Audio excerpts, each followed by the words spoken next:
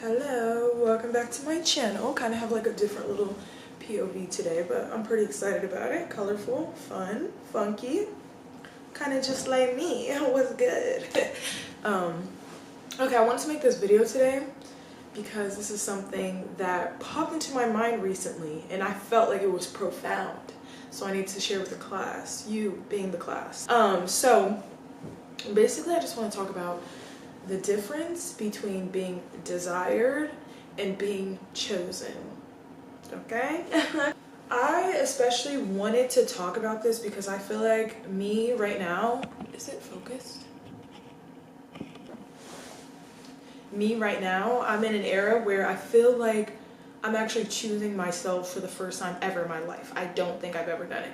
Like, I do it in small ways. I know how to show up for myself. I know how to take care of myself. But as far as me versus another person versus other people, I've never picked myself over anybody.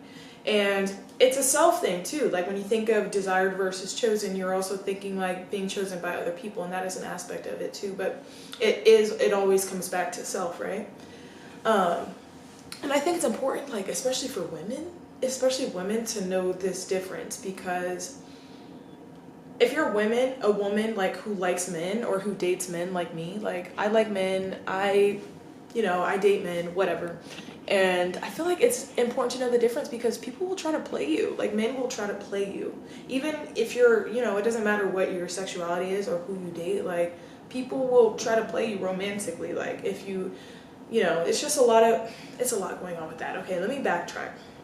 I think it's important for women because I don't know, like I feel like we're often desired. We're seen as like sexual beings. We're seen as like objects essentially, and it's actually so terrible. It's actually so terrible how much people just try to possess women constantly. It's insane. So basically I was thinking about that, like a lot of people in my life, like I've been desired by so many people, but I don't feel like I've ever been chosen. Now, maybe I have, maybe I haven't. It's no shade, no tea. It's just I don't feel like I've been more than just desired, even if it's not just for my body or for my looks. It's just like an energy that you bring and that you carry, and I feel like people pine after it when you have a light and when you think highly of yourself or you consider yourself a valuable person. Like people will see you as that too, and they will desire that. You know what I mean? And the harm in letting people into your life who just desire you and are not choosing you as a friend, as a lover, as a whatever, it's detrimental to not do that. Like it hurts because you're just gonna be kind of a passive thing in somebody's life while you're not a passive being. You're an actively active person, You're an entire person, and I feel like I've definitely have had instances where I feel like people put me on the back burner. They don't prioritize me, and it could hurt. You know what I mean? So being in that place of hurt, I don't think it's not. You have to learn to not put yourself through that. But once you learn, I think it's very important to choose yourself and to choose people who are choosing you, whether it be friends. You need people to like who are going to answer when you call or be there when you need something, and not everyone is always at the space to do that 100% of the time. Like you might have friends who are going through a season and you're going through something else and it's just like not aligned at the moment. That does not mean like whatever. It's just like at that time, choose yourself. Like, you know what I'm saying? I think those are important times to do that, because like you don't want to spend your life and your time waiting around for people to choose you and do more than just desire you, I think one of the things that makes it really hard for women to choose themselves too is because we've been taught like this fairy tale story about, love or whatever, and I feel like a lot of us as young women, like we want that, we chase that, we desire that, and there's nothing wrong with it. It is a pure desire, like that comes like from the heart, it's a desire for home and family, and it's okay to have those desires, but I feel like it can be a little bit tricky to make your life something other than just that desire. And I think that is super important because we as women, well, not just as women, as people, you know what I'm saying, but I'm just speaking from my experience, like as a woman, I feel like we have to have our things that like make us feel passion, you know, like light our bellies on fire, make us feel like we want to do something, we want to create something that isn't just a man or another person or a friend.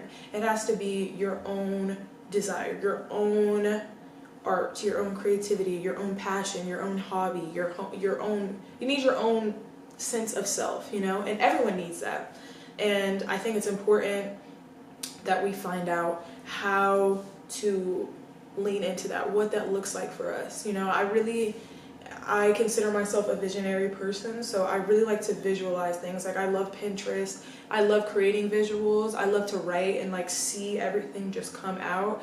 And I find myself too constantly trying to show people like, you know, that as an outlet, which I'm happy I will continue to do because I'm so passionate about it. But I feel like we have to get aligned with what we really want, and that takes a lot. It takes taking the time to like get to know yourself and separate yourself from constantly being under somebody, or this need of like, oh, I don't want to be alone, and then just going for certain things because you don't want to be alone. Like, you need to learn how to be by yourself.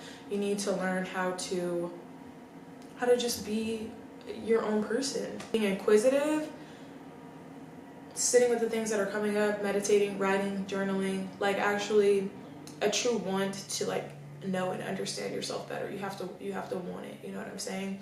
You can't, you know, you just have to want it. You have to go find it. You have to go sit in a park and be like, what do I want? You know, you literally have to do that so that you can find out what you want and stop revolving your world around waiting for people to choose you when you should just choose yourself. Wow, what a concept. So yeah, this is where I'm at right now. It's actually interesting. I'm in a, like, as for love, I'm in an interesting place because I really feel interesting. Like, I'm not choosing anyone. You know, it's like these tropes too, and these like stories that I love, like about the powerful woman, and like every man wants her, and she just has to like find out who she is. Like Olivia Pope, like she is that girl. Like, she got the married man on speed dial, which is terrible. Don't do that. She got the married man on speed dial because he set the dynamic for that relationship. If you want me to talk about Scandal, I will talk about Scandal, but I'm just talking about her character, Olivia Pope's character. If you've never seen the show, she's a very powerful woman. She's very smart. She's a lawyer. She went to law school. She's beautiful. She's black. She's everything. She means the world to me. But she has this identity where she can basically choose between her lovers, and she's like, I'm not choosing either of you.